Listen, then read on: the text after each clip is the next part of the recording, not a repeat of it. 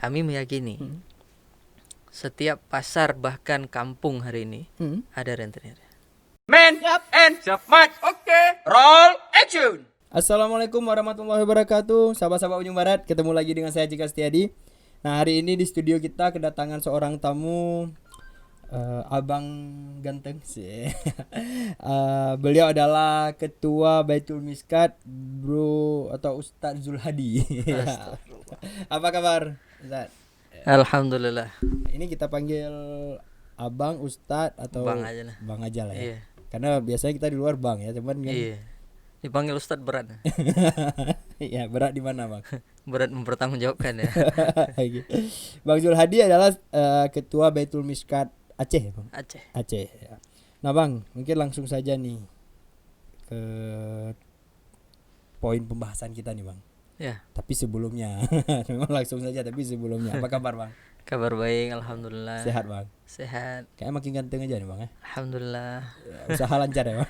Usaha bertahan, alhamdulillah. Ya, beliau juga ini loh, sahabat-sahabat, pengusaha juga yang mempunyai nama besar juga ya di mana Aceh, ownernya Jroh Production ya.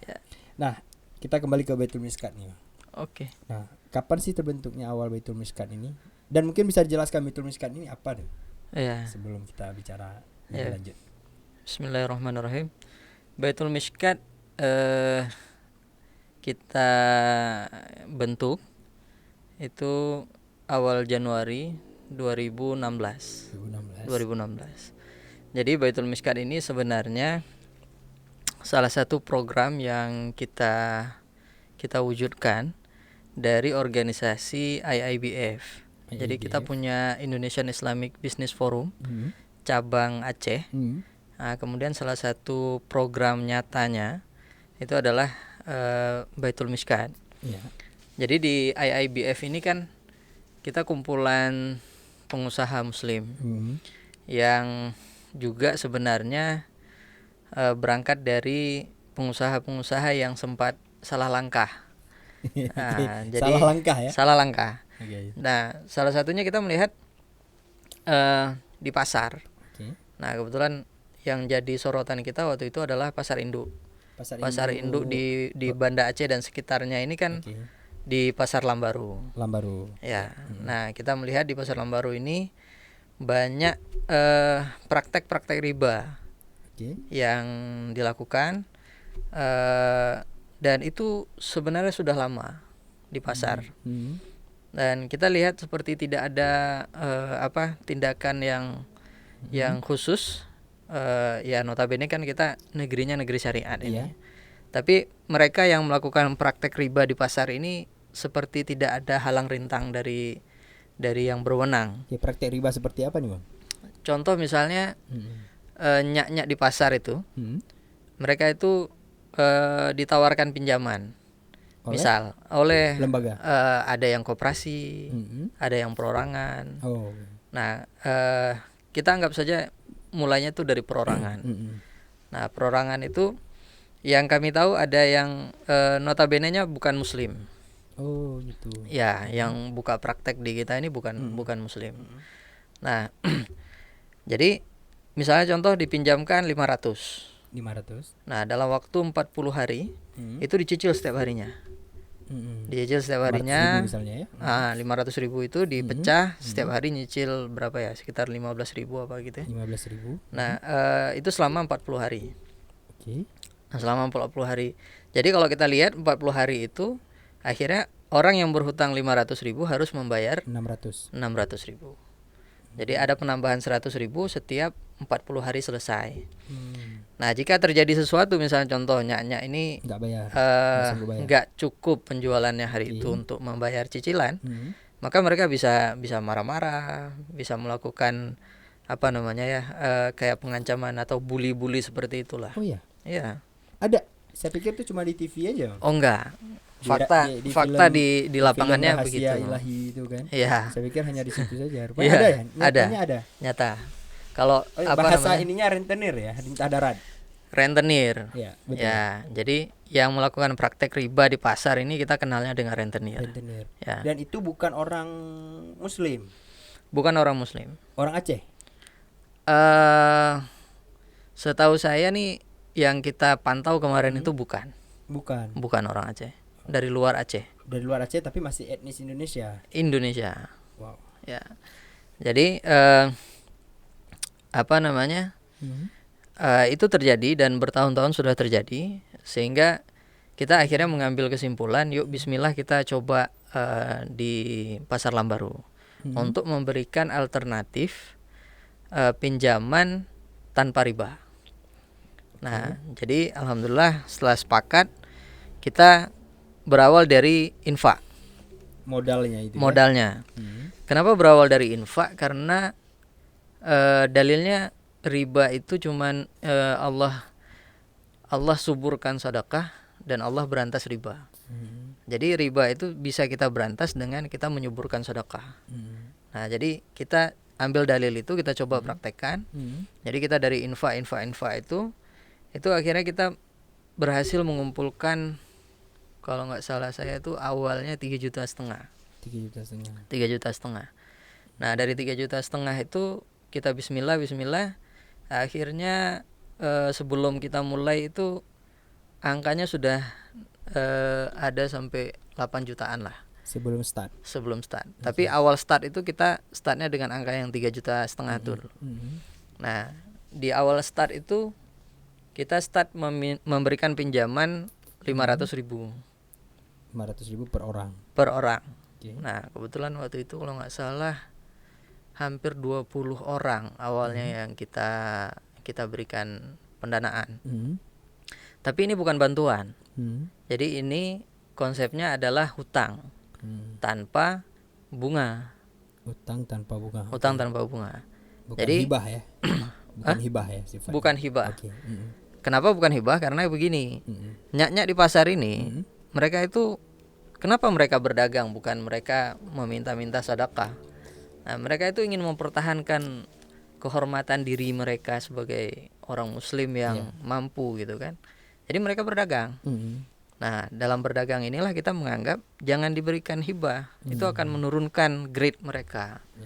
Nah, sehingga yang kita lakukan adalah pinjaman lunak, yaitu tanpa penambahan apapun. Nanti pinjam 500, kembalikan juga 500. Yes. Walaupun jadi dengan dicicil pelan-pelan. Dicicil per hari. Jadi waktu kami masuk ke pasar, sebelum kami masuk ke pasar itu kami pelajari pola rentenir. Nah, kita copy paste pola rentenir itu, kecuali soal ribanya, kecuali soal bunganya. Nah, jadi mereka pinjam 500, kemudian mereka cicil selama 40 hari tanpa ada penambahan. Sehingga waktu ditotalkan 40 hari kemudian mereka membayar totalnya 500. Sama ya. Sama. Terus yang setiap hari ada dari Baitul Miskat yang biasanya mengambil. Jadi setiap hari itu ada petugas lapangan dari Baitul Miskat, namanya Bang Fahrul. Itu dia jalan keliling, kemudian mengutip setiap hari. Terus kalau ada nyak-nyak yang hari itu kurang beruntung, itu biasanya kita catat kenapa. Nah, jika alasannya syar'i, maka dia kita tangguhkan. Nah, kita bolehkan hari ini enggak nyicil, besok mulai nyicil lagi. Atau ada yang nyak-nyak itu hari ini dia nggak bisa nyicil, besok alhamdulillah bagus rezekinya, dia bayar 2. Nah, untuk 2 hari karena kemarinnya dia nggak nyicil gitu ya. Nah, itu kita praktekkan. Nah, terus dalam praktek yang panjang ini kami udah hampir 4 tahun lah. Nah, 4 tahun berjalan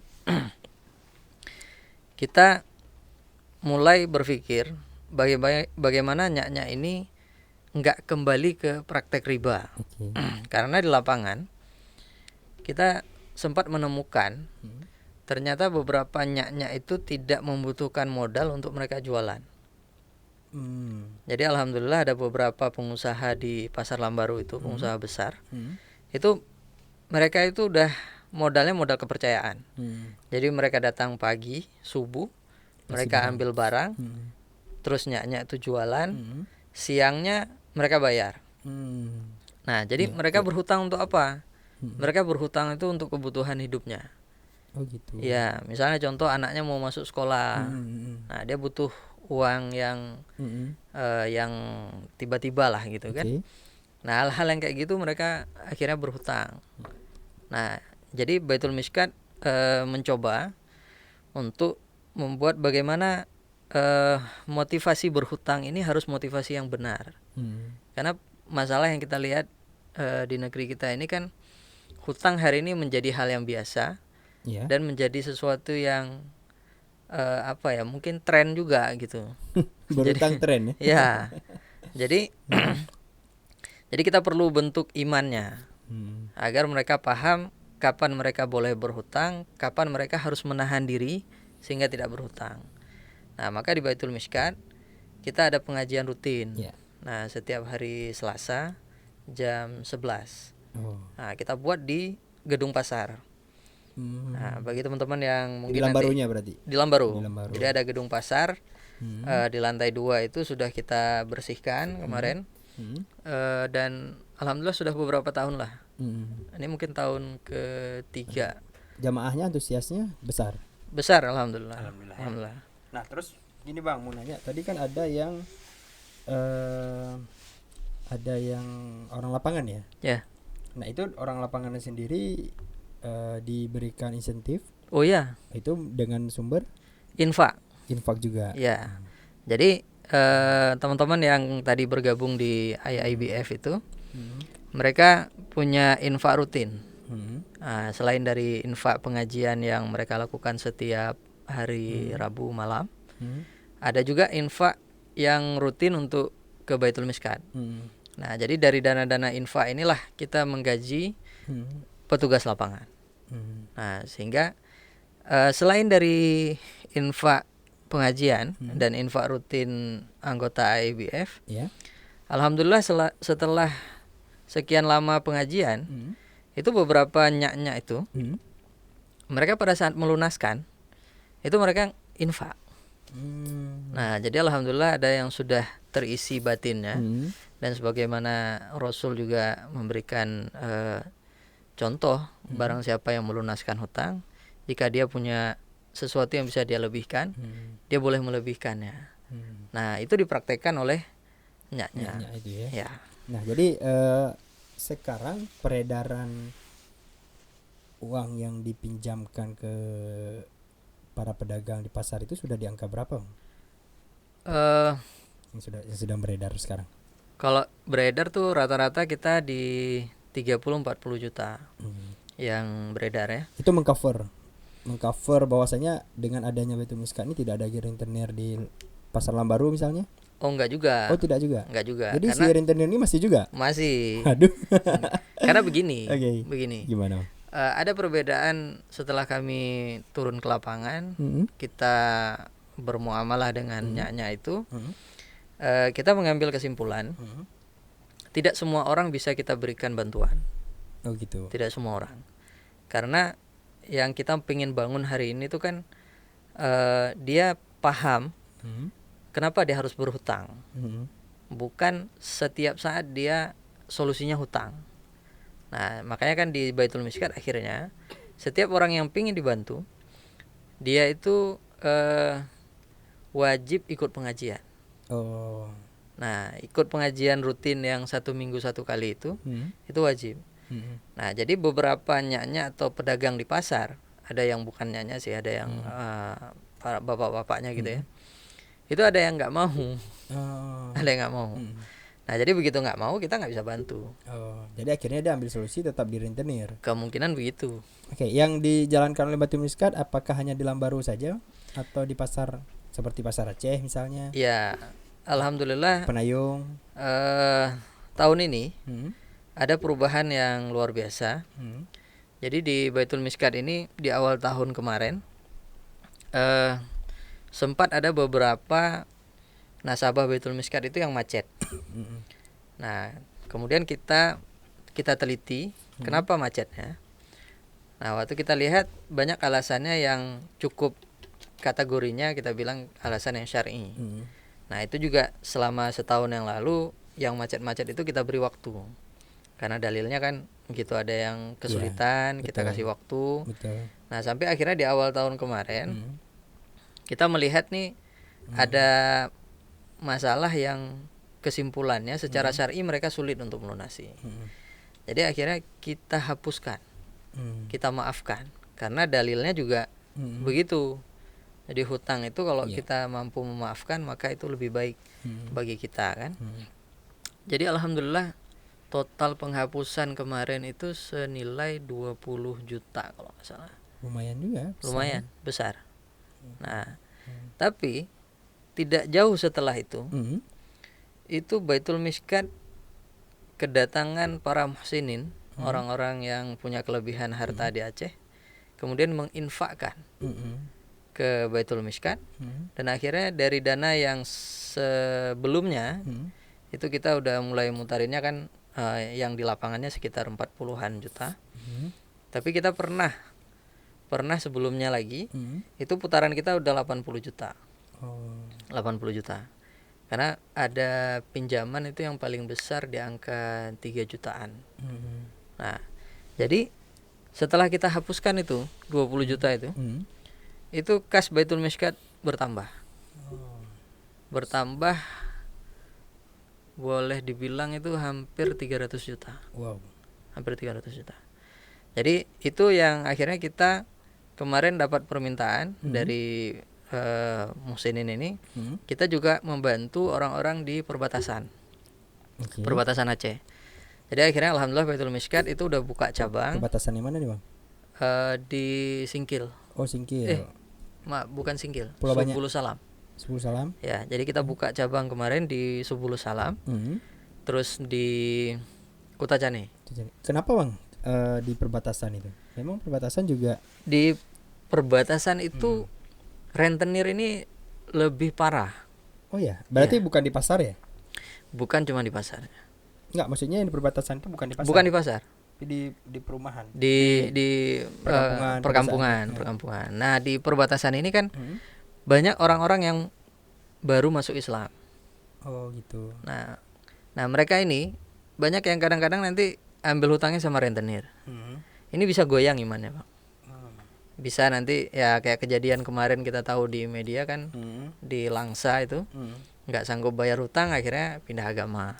Nah, ini kan fatal bagi kita, negeri syariat ini harusnya kan nggak terjadi.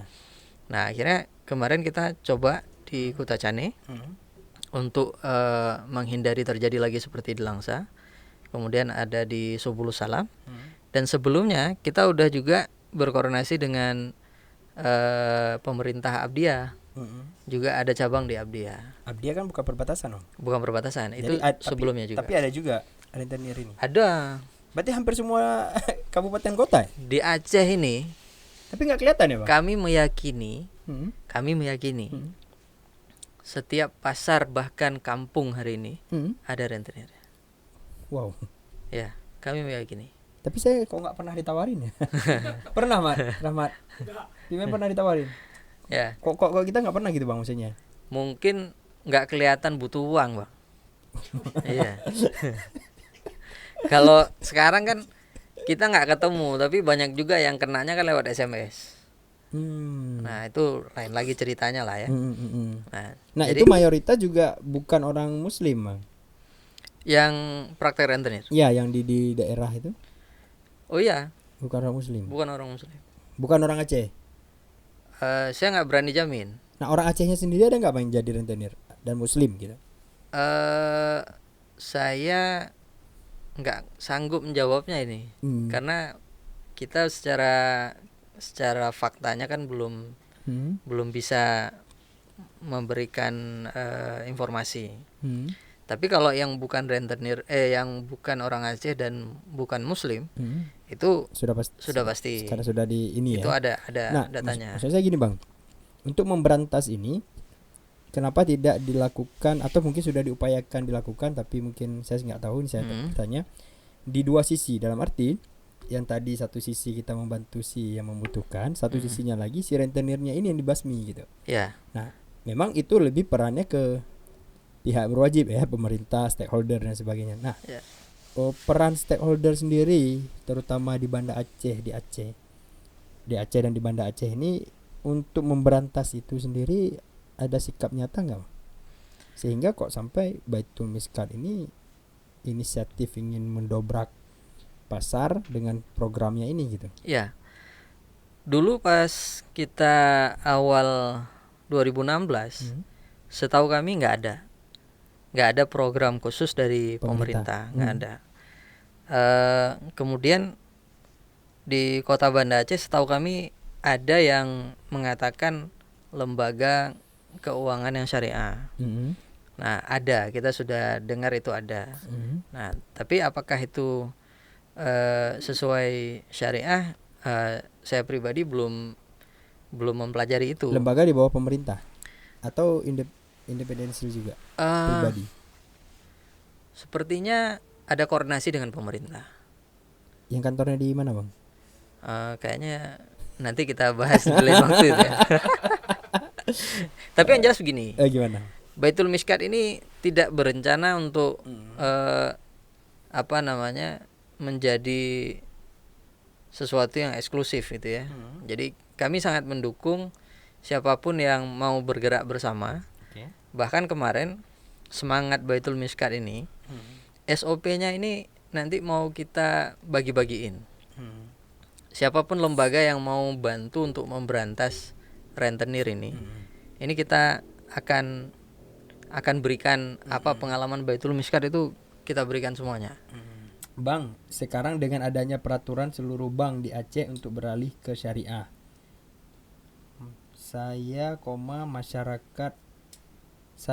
masyarakat terasa susah apabila berhubungan dengan bantuan dari pusat, karena di sana dianjurkan untuk bank biasa konvensional, sedangkan kita di Aceh nggak berlaku lagi jenis tabungan biasa. Gimana tuh, Bang? Syariah itu bagus secara agama, cuman agak sedikit rumit kalau di Indonesia Raya kita. Ini pertanyaannya apa nih tujuannya? Iya, ini Baitul Miskat nggak punya kapasitas nih jawabnya. Oke, secara pribadi Bang Jul sendiri. Ya, intinya pertanyaan ini kalau saya tangkap adalah jika dia dapat bantuan dari pusat sangat susah untuk memproses karena bank kita semua sudah beralih ke syariah. Ya, saya kira di sini butuh kekompakan orang Aceh dan orang Muslim notabene di Aceh. Kalau kita sudah sepakat tidak ada lagi bank konvensional, ini kan pentingnya begini, bank syariah ini kan penting bagi kita karena kita nggak lama hidup di dunia. Kita tuh pasti pulang ke akhirat. Nah, jadi kalau kita menghitung mudah dan nikmatnya kita hidup di dunia, tapi sebenarnya kita dalam kondisi yang ribawi, udah pasti kan kita nggak selamat di akhirat. Jadi harusnya ini dibangun kekompakan supaya melalui pemerintah Aceh itu bisa membuat semua bantuan dari pusat yang masuk ke Aceh itu atau untuk diterima oleh rakyat Aceh ya harus melalui bank syariah. Menurut saya itu bukan hal yang sulit. Ini kan karena sedang masa peralihan transisi saja. Saya pikir itu secara teknisnya nggak sulit. Nggak sulit ya. Yang penting tuh menurut saya jangan kita gadaikan iman kita demi sesuap nasi. Iya, maksudnya kalau menurut saya tuh Allah tuh udah memastikan rezeki kita nggak akan ketukar kan. Iya, betul. Nah, Bang, ini ada pertanyaan masuk juga nih, Bang. Di pasar Sumawe ada atau tidak rentenir? Oh, mungkin tadi kita udah jawab bahwasanya hampir semua sudah setahu saya ada. Semua pasar di Aceh ini ada itu. Ada. Bahkan sudah masuk ke pedesaan ya. Iya. Oke, jadi orang mana rentenirnya sudah dijawab. Nah ini, Bang, saat ketahuan seseorang menjadi rentenir, apa sikap atau sanksi yang diberikan kepada si rentenir ini mungkin? Dari Baitul Miskatnya mungkin. Jadi nggak ada. Kalau Baitul Miskat nggak punya wewenang memberikan sanksi, nggak punya wewenang. Tapi sejauh ini Baitul Miskat itu pengajiannya pernah dihadiri oleh rentenir. Pernah. Begitu, Bang. Iya. Jadi ada orang yang biasa ngutip di Pasar Lambaru. Itu waktu kita baru-baru bikin pengajian, dia datang ikut. Dia ikut memang benar-benar itu atau untuk? Ya, wallahu alam lah. Apa motivasi dia ikut gitu. Nah, pemainnya itu ada berapa orang sih, Bang, satu pasar? Banyak, Bang. Banyak, Bang. Berarti bukan satu pasar terus dipegang satu orang. Bukan. Banyak. Banyak. Contoh Lambaru sampai berapa? Mungkin sekitar pasar Lambaru 10 ada ya. 10 orang, Bang. Ya. Mungkin lebih. Wow. Ya. Dan ya makanya kan kita apa namanya ya perlu main juga kan ke pasar gitu ya, supaya kita tahu bahwa ternyata praktek-praktek itu dengan leluasa hadir di pasar. Nah sayangnya kan hari ini sepertinya belum ada regulasi di Aceh yang bisa mengambil tindakan terhadap praktek ini. Kalau menurut saya seharusnya kan ini sudah jelas-jelas melanggar. Secara melanggar maksudnya gini, karena kita udah sepakat di Aceh ini negeri syariat.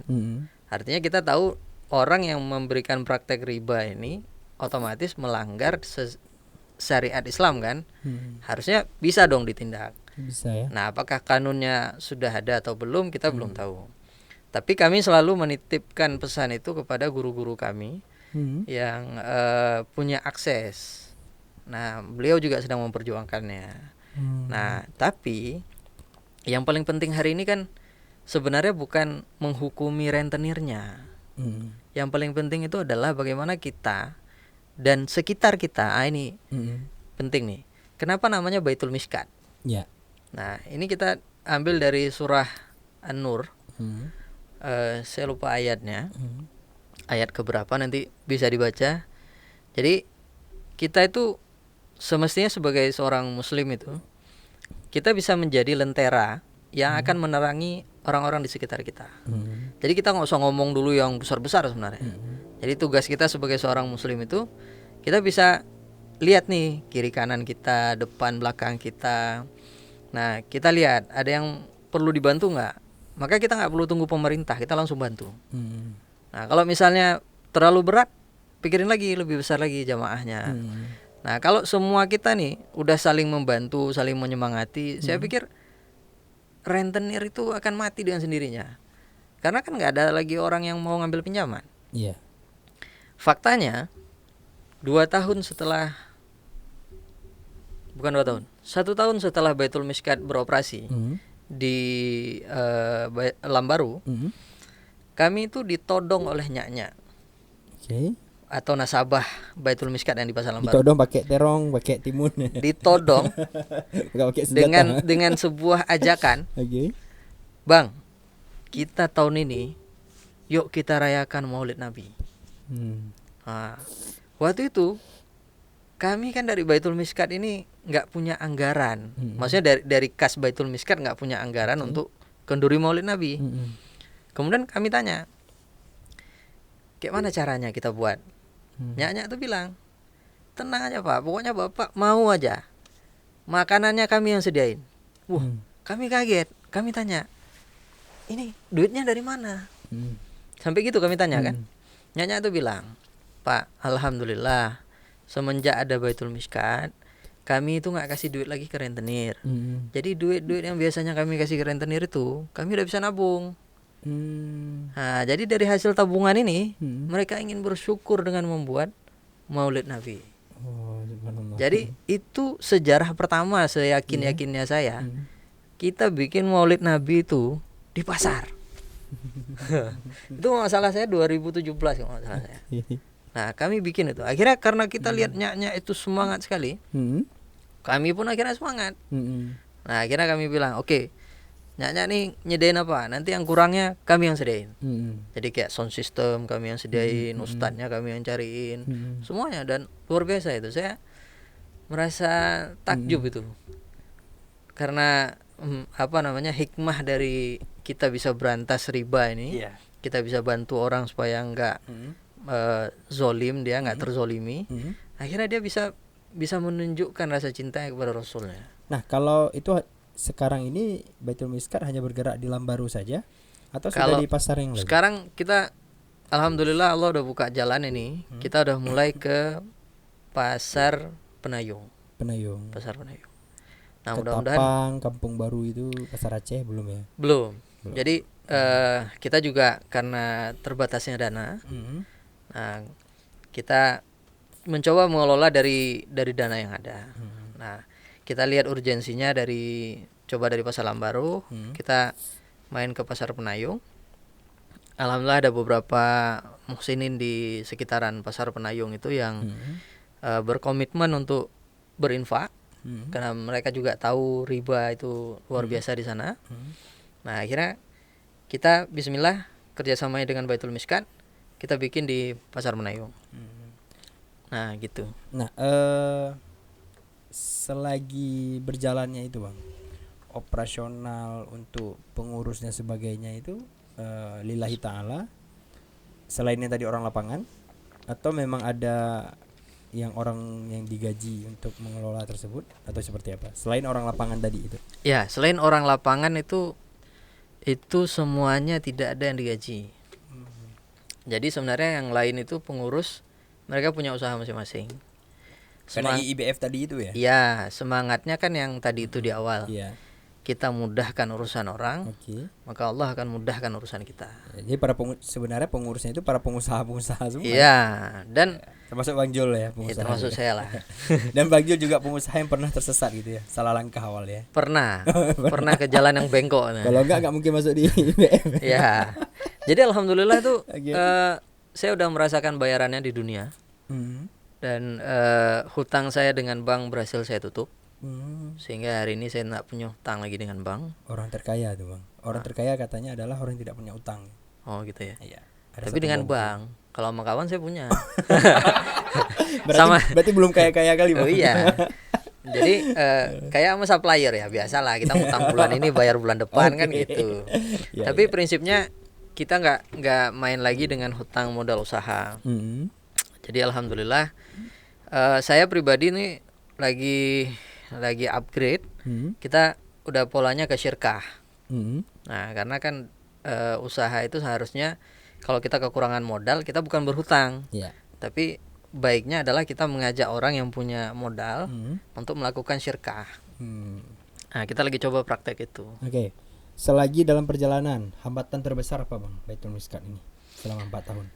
Singkat saja mungkin. Iya, hambatan terbesar itu sebenarnya kita kekurangan dana yang bisa kita kelola. Nah jadi hambatannya cenderung itu yang paling utama. Yang kedua adalah seperti yang saya sampaikan tadi. Jadi karena kita mensyaratkan orang harus ikut pengajian baru kita bantu, itu ternyata juga banyak yang mundur. Yang tadinya mendaftarkan diri jadi pengen jadi nasabah, dibantu oleh Baitul Miskat, tapi karena harus ikut pengajian dulu, itu mereka ada yang mundur.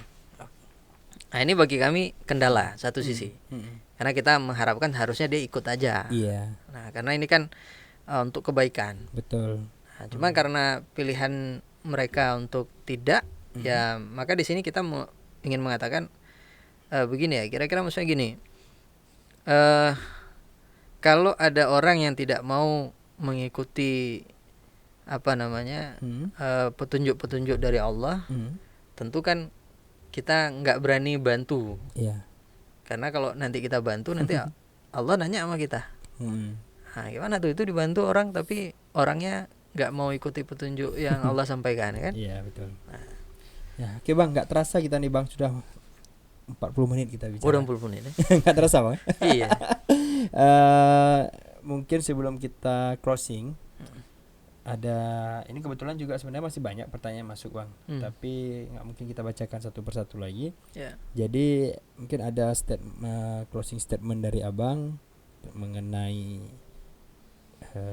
mengenai dunia riba ini yang hari ini sangat marak di kota Banda Aceh dan di Aceh pada umumnya. Kalau Indonesia kita nggak berbicara ke sana lah ya, kita Aceh saja dulu. Untuk seluruh masyarakat Aceh sendiri Bang. Oke, ke kamera ini. Silakan. Yang mana nih ya? Ya, yang mana nih? Ya, dari hasil latihan kami di lapangan, saya ingin mengajak seluruh masyarakat di Aceh untuk yang pertama itu begini. Kami di Baitul Miskat ingin berdakwah untuk sebisa mungkin kita menghindari hutang. Nah, jadi di Baitul Miskat itu kami tidak mendukung orang untuk mengambil hutang. Nah, misalnya contoh ada yang menurut sebagian kawan-kawan itu adalah halal. Nah, tapi menurut kami itu halal tapi kurang berkah. Contohnya misalnya gini, kita butuh handphone misalnya. Kita sebenarnya bisa beli dengan harga yang terjangkau, tapi kita karena ada penawaran bisa nyicil, kita beli yang di luar kemampuan kita. Nah, contoh misalnya ada yang 2 juta, kita punya uangnya nih. Terus karena ada yang ditawarkan 5 juta tapi boleh nyicil, DP-nya 2 juta. Akhirnya kita mengambil yang 5 juta. Sehingga kita akhirnya masuk ke dalam jeratan berhutang. Nah, ini yang saya ingin mengajak kepada seluruh masyarakat Aceh, terutama kaula muda. Ini hindari hutang. Belilah sesuatu yang sesuai dengan kemampuan yang kita punya. Nah, begitu juga dengan hal-hal yang lain yang mungkin lebih besar, baik itu seperti kendaraan. Nah, kayak motor misalnya. Sebenarnya kita mampu untuk beli yang second. Nggak usah maksain diri beli yang baru tapi berhutang. Jadi intinya hindarilah sekuat mungkin untuk hutang. Nah, kemudian nanti coba kawan-kawan bisa merasakannya bahwa ada kemudahan-kemudahan yang kita akan nikmati kalau kita nggak ada hutang. Tidur kita lebih nyenyak, usaha kita nggak pusing-pusing kali, ibadah kita bisa lebih baik dan lebih on time. Nah, banyak sekali kelebihan-kelebihannya. Jadi salah satu kelebihan lagi adalah pada saat kita punya keuangan lebih, kita bisa bantu saudara-saudara kita yang mungkin mereka butuh bantuan, sehingga tidak perlu dia berhutang ke rentenir. Dia cukup berhutang dengan kita saja. Dan perlu kita ketahui, jika ada teman kita yang berhutang, kemudian dia sulit, kondisinya tidak mampu membayar hutang, maka itu nggak perlu sedih. Karena Rasulullah mengatakan, misalnya kita kasih hutang tuh 100.000, terus teman kita minta tempo waktunya 1 minggu. Nah, ternyata setelah 1 minggu kita tagih, dia mengatakan kondisinya belum mampu membayarnya. Nah, ini langsung ucapkan alhamdulillah dulu. Kenapa? Karena mulai dari hari itu sampai dia nanti bisa membayar hutangnya, Allah mencatat setiap hari kita bersedekah 100.000. Oh begitu, Bang. Begitu. Dan setiap kebaikan itu kan minimal 10 kali dibalas. Atau dalam Al-Quran ada yang sampai 700 kali. Bayangkan tuh. Kalau dia nggak bayar-bayar selama setahun, berarti kita udah sedekah berapa coba? 100.000 kali 365 hari. 360 juta. 365 juta.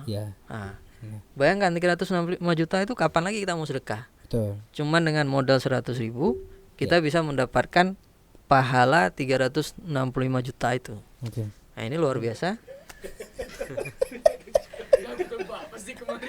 Bukan. Saya mau bilang, ini masalahnya, Bang. Utang nggak bayar kan, misalnya. Tapi iPhone ganti. Itu yang berat gitu. Oh, itu berat tuh. Itu utang nggak bayar, iPhone ganti kan. Atau bahkan ada yang paling yang paling dihindari, berutang untuk menikah. Berhutang untuk menikah itu boleh, Bang. Oh, boleh. boleh. Jadi kalau berhutang untuk membelikan beli alat yang sifatnya kemewahan atau gaya-gayaan, itu harus dihindari. Kalau berhutang untuk menikah Kalau boleh. berhutang untuk menikah boleh. Boleh. Apalagi udah istilahnya kebelet. Daripada ini dosa kan? Iya. Nah, itu menikah itu, tapi menikah yang pertama ya. Oh ya. Bukan yang kedua. Nah, itu yang kita coba. Dengan tanpa berhutang, nanti insya Allah kita bisa membantu orang-orang yang membutuhkan di sekeliling kita.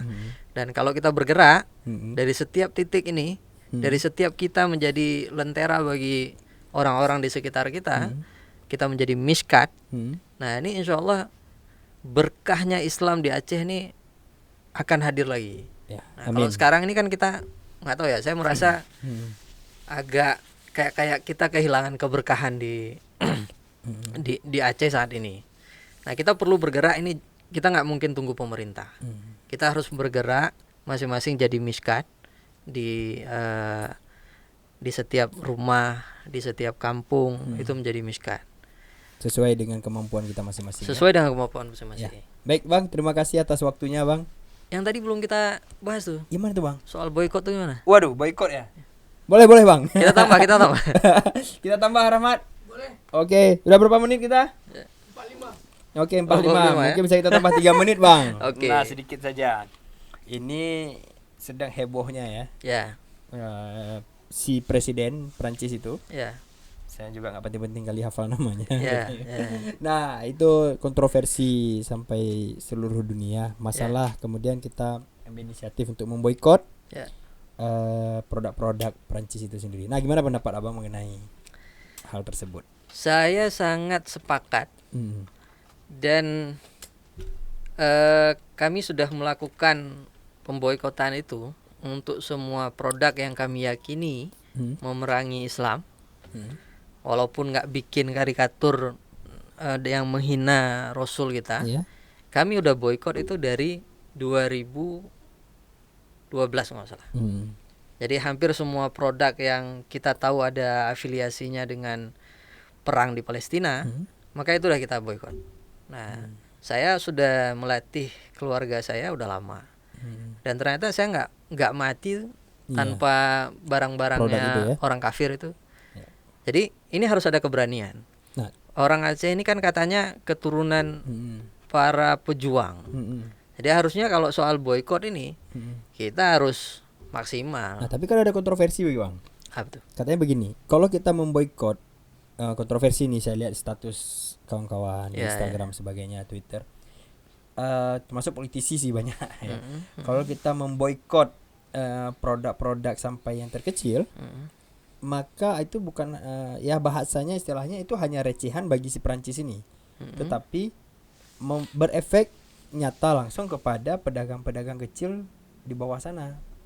Itu contoh. Ini kata mereka ya, bukan kata saya. Ya. Kios-kios kecil sudah membeli produk-produk mereka, tiba-tiba terboikot, orang tidak beli, barang dia kan tidak terjual sama sekali, sehingga perputaran uang dia jadi terhambat. Nah, itu yang dimaksud. Gimana pendapat Abang mengenai itu? Nah, itulah pentingnya kita menjadi miskat. Jadi kalau kita menjadi miskat, pada saat beliau pedagang-pedagang kecil itu berani rugi demi menjunjung kehormatan Nabi, maka kita yang punya dana kita kasih atau kita beli barangnya? Jangan beli lah, beli jangan sama beli, aja. sama Jangan dibeli. Oke, jadi barangnya dibawa kemana? Barangnya dibuang aja. Kita beli dan kita buang. Boleh? Gitu maksudnya. Dibeli dibuang. Oke. Terus bilang sama pedagangnya, jangan jualan lagi yang itu. Karena kami ke depan nggak akan beli lagi. Nah, jadi ini penting. Saya dan keluarga itu udah lama nggak beli barangnya yang berafiliasi dengan ini ya. Pokoknya yang memerangi Islam itu kita udah lama itu. Bismillah lah. Dan ternyata saya dan keluarga sehat-sehat aja. Sampai hari ini kita ketemu masih. Sampai hari ini ketemu. Nah, gigi saya masih ada ininya. Bagus ya. Ya. Oke Bang, jadi menurut prediksi Abang, pemboikotan ini sampai kapan kira-kira di seluruh Indonesia? Saya menyarankan boikot maksimal. Jangan celek-celek ya bahasa. Iya, jangan hari ini kita boikot, besok dia pura-pura taubat terus kita nggak boikot lagi ya, mending nggak usah. Boikot aja. Saya tuh sempat bersyukur dengan adanya COVID. Kenapa saya bersyukur? Karena ada kemungkinan kita lockdown. Nah, lockdown mau nggak mau kan kita cuman make produk di sekitaran kita. Betul.